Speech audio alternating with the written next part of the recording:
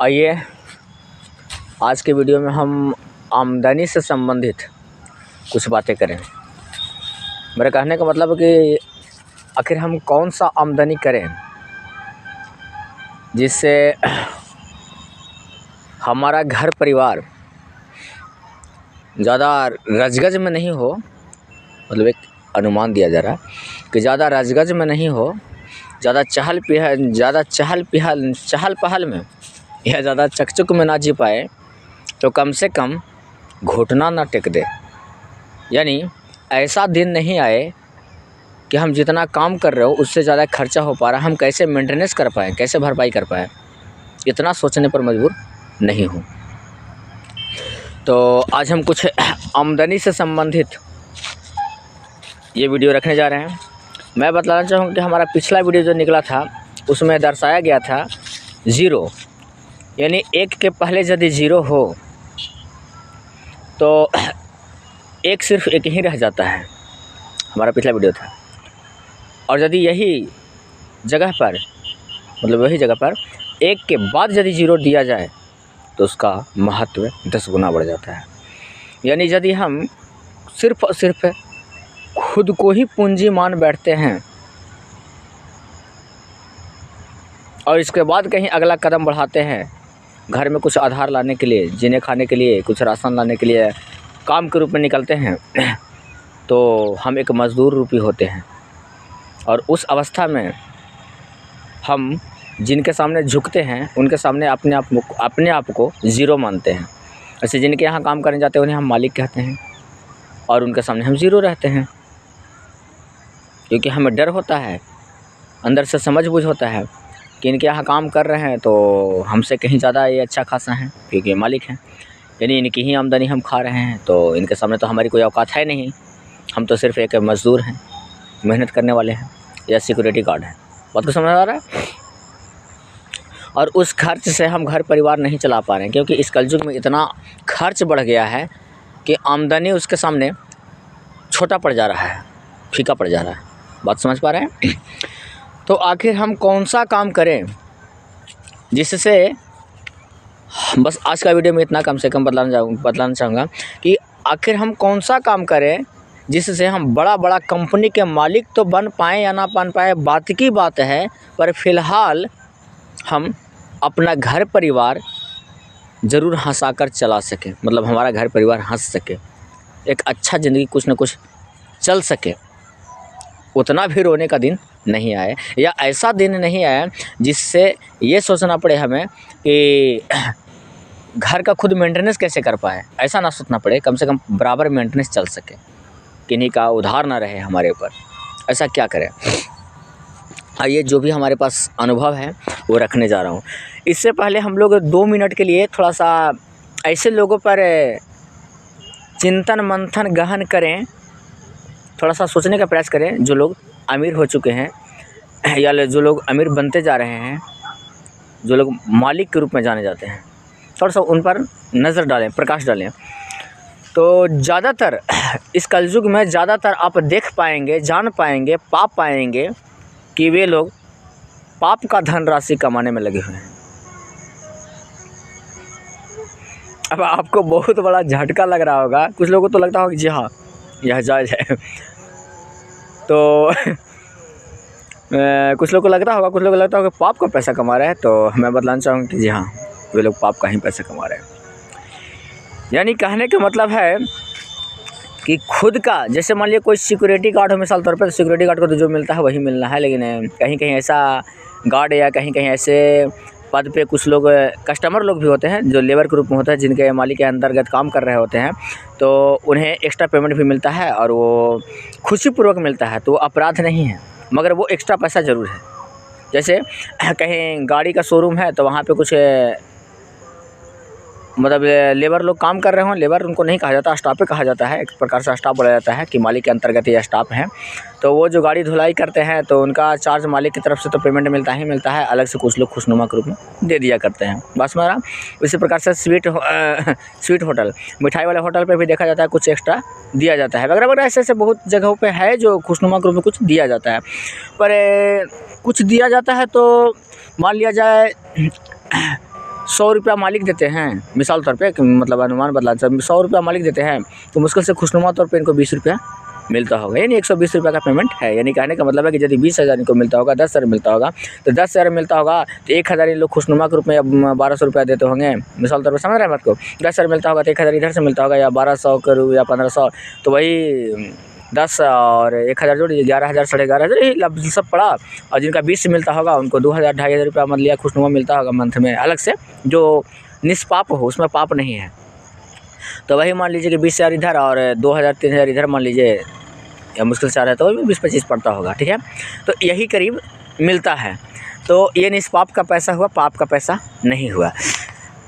अब रहा कि इससे घर परिवार इनका चल जाता है, तो जी नहीं चल पाता है, क्योंकि पता नहीं ऐसा क्या होता है कि जेंट्स जाति पुरुष जाति जो होते हैं नारी को दिल दे बैठते हैं। मतलब अब कहेंगे नारी ना दिल दे बैठते, तो नारी तो दिल दे बैठती हैं, वो अंधा होती हैं, वो दे ही बैठती हैं।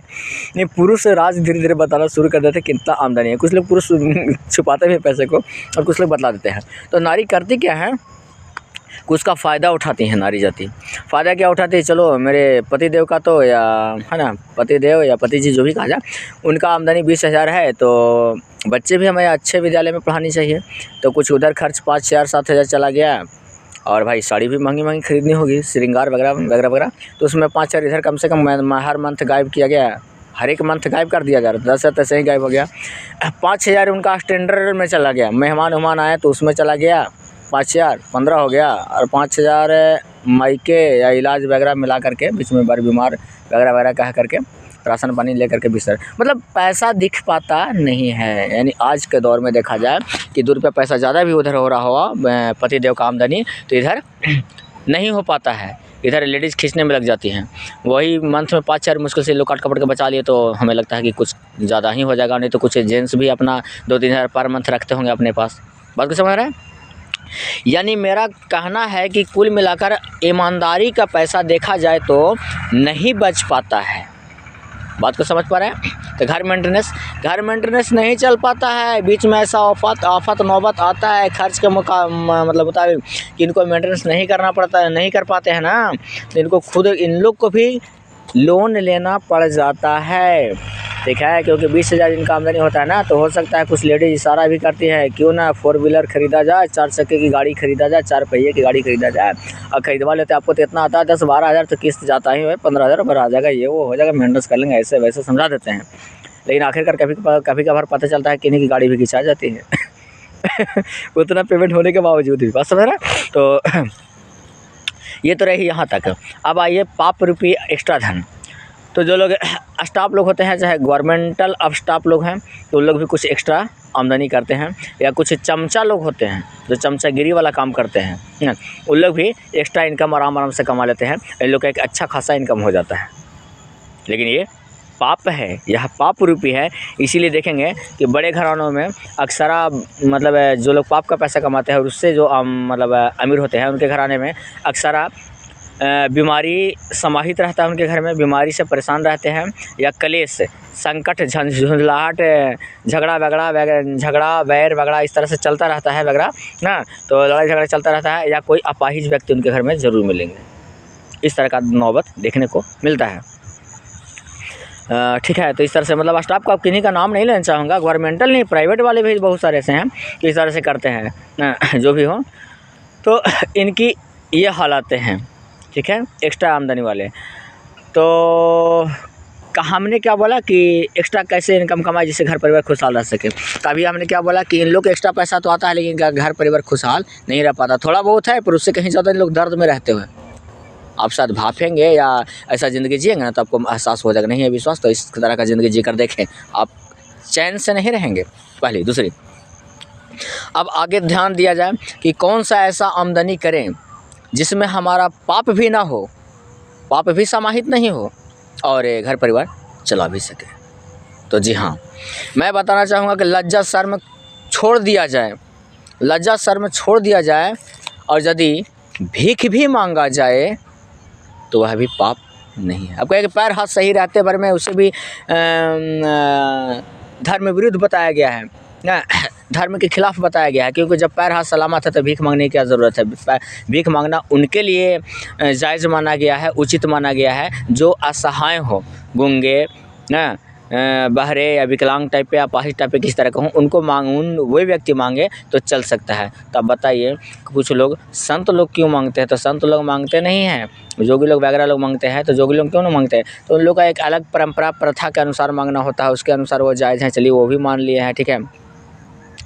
लेकिन एक चीज़ और भी है, कुछ लोग ढोंग भी होते हैं, ढोंगी भी होते हैं, जिसका फ़ायदा उठा लेते हैं, ठीक है। लेकिन कुछ लोग साधारण परिवार से आते हैं, उनका सही सलामत शरीर रहता है तो वो मांग कर खाते हैं। लेकिन एक चीज़ ज़रूर इसमें जानने को मिलता है कि कम से कम वो चुरा कर नहीं खा रहे हैं। अब आप यहाँ पे एक लाइन में बोलना चाहेंगे तो क्या सभी को भीख मांगना शुरू कर देना चाहिए? तो देने वाला कौन बचेगा? जिनके दरवाजे पे जाएंगे यदि सब, तो सब भीख मांगे बन जाएंगे, भीख मांगना शुरू कर देंगे, क्योंकि मेहनत भी नहीं है, आराम से इनकम है ना। तो फिर मेहनत कौन करेगा? अरे मालिक कौन रहेगा जिनके दरवाजे पे जाकर मांग सकें? और फिर भी तो उनको मालिक कहना ही पड़ गया, बात भी सही है। तो अभी हमने बताया क्या कि अपाहिज लोग इस तरह से मेहनत करें, थोड़ी बहुत अवस्था ख़राब हो तो इस हालात में इनको अच्छा खासा इनकम हो जाता है, दिक्कत नहीं है, और भरण पोषण कर पाते हैं निष्पाप रूप से, अब अच्छा खासा मतलब पोस पाल लेते हैं। तो ये लाइन में इधर आ गए। अब आगे आइए, आगे कौन सा लाइन है जिसमें आप अच्छा खासा इनकम कर पाएँ? तो वे लाइन है मेला। मेला मेला ऐसा लाइन है जिसमें उधार भी आपको नहीं जाएगा, उधार नहीं जाएगा, 4 ही रुपया हो मगर उधार नहीं जाएगा, टोटल नगद आएगा। और वो पाप भी नहीं है, आप मेहनत करें इनकम कर सकते हैं, कोई भारी बात नहीं है, ठीक है। और नहीं तो फिर हो गया कला, मेला या कला, कोई कलाकारी आप में है तो उस कलाकारी के बदौलत आप कहीं भी आमदनी कर सकते हैं, पर हर सूरत का कला आपके पास होना चाहिए। कला में कहीं ज़्यादा खूबियाँ हैं, कहीं ज़्यादा पैसा है, लेकिन ध्यान रहे कला सीखकर आपको मालिक बनना होगा, नौकर नहीं। इस बात को ध्यान से सुने कि कला सीखकर आपको मालिक बनना होगा, नौकर नहीं, ठीक है। तो कहने का मतलब कला क्या है? तो कला चाहे तो आप बाइक गैरेज में बाइक बनाना सीखें, चाहे 4 व्हीलर गैरेज में 4 व्हीलर बनाना सीखें, चाहे काजी वाला इलेक्ट्रीशियन के यहाँ जाएँ तो इलेक्ट्रीशियन वाला कला सीखें। तो शुरू में तो आपको चेला बनना ही पड़ेगा, लेकिन बनने के बाद में आप इधर सीखें, या वगैरह नहीं होता है, बोर वगैरह कहीं होता रहता है, बोर नहीं कहिए, कहीं की चापाकल वगैरह बिगड़ा हुआ है या मशीन वगैरह बिगड़ता है तो घर घर जाकर बनाते हैं, या इलेक्ट्रीशियन तार वगैरह वायरिंग वगैरह होता है तो उसमें काम करते हैं, उसका आप मालिक बने आसानी पूर्वक। उसमें एक दिन में मतलब ये नहीं कि आप बंद गए 400-500 ही दिन भर में मिल रहा है, आपको ऐसा नहीं है, क्योंकि आप दिन भर में 6-7 लोगों के यहाँ 10 लोगों के यहाँ चले जाएंगे, आप ज़्यादा नहीं, आप 400 रुपये नहीं 200 रुपये भी आप कमाते हैं तो 10 घरों में 200 रुपया कमा गए, यानी कहने का मतलब 2000 रुपये कमा गए, यानी 60,000 का महीना गया। 60,000 का महीना की जगह पे ठीक है हम आप 20,000 आपको माफ़ कर देते हैं, 20,000 आप नहीं कमा पाएंगे, कहीं लगा कहीं नहीं लगा, काम कहीं मिला कहीं नहीं मिला वगैरह कारण से, फिर भी आपको 40,000 को छीन नहीं सकता है। बात को समझ पा रहे हैं? और ये ज़रूरी नहीं है कि सिर्फ उतना ही पैसा हो, समझे? जैसे पंखा बनाना ना, इस तरह से कुछ भी बनाना होता है, मशीन वगैरह कुछ भी बनाना होता है तो इसमें अच्छा खासा पैसा है। बात को समझ पा रहे हैं? तो कहने का मतलब है कि कम से कम आप मालिक बना, इसमें अपराध भी नहीं है। अपराध के मतलब क्या कि इसमें ज़्यादा पैसा लेंगे तो ज़्यादा पैसा नहीं है, जो ओपनली रेट चल रहा हो उससे आप ले सकते हो। तो ओपनली में कुछ लोग घपलाबाजी भी तो करते हैं, कुछ लोग मनमौजिया पैसा लेते हैं, या सब लोग उतना लेते हैं, उसके आधार पर तो वो भी पाप ही है। कहे तो उससे आप कुछ उचित कम लें। मतलब कहने का मतलब कि आप 4 रुपये का काम करते हैं, दुनिया उनसे 10 रुपया 8 रुपया तक ठग ले रही है, वहाँ आप 6 रुपये ही ठगे ना, कोई आपत्ति नहीं, आपको आमदनी है, आएगा, ऐसी बात नहीं। क्योंकि इसका रेट 2 तरीके से लगाया जाता है, 2 तरीके से लगाया जाता है और दोनों जायज़ है, ठीक है। पहला तो उन लोग ज़्यादा लगा लेते हैं इसलिए कि फ़ायदे कमाने के लालच में लगाते हैं, हम समझ सकते हैं। लेकिन एक चीज़ और है, जैसे कहीं किन्हीं के यहाँ मोटर ख़राब है वगैरह किस तरह का कोई चीज़ है ना, समरसेबुल वगैरह कुछ भी ख़राब है, मतलब एक उदाहरण देना चाह रहा हूँ, तो इसमें रिस्की का गेम भी होता है, रिस्की का गेम होता है ना।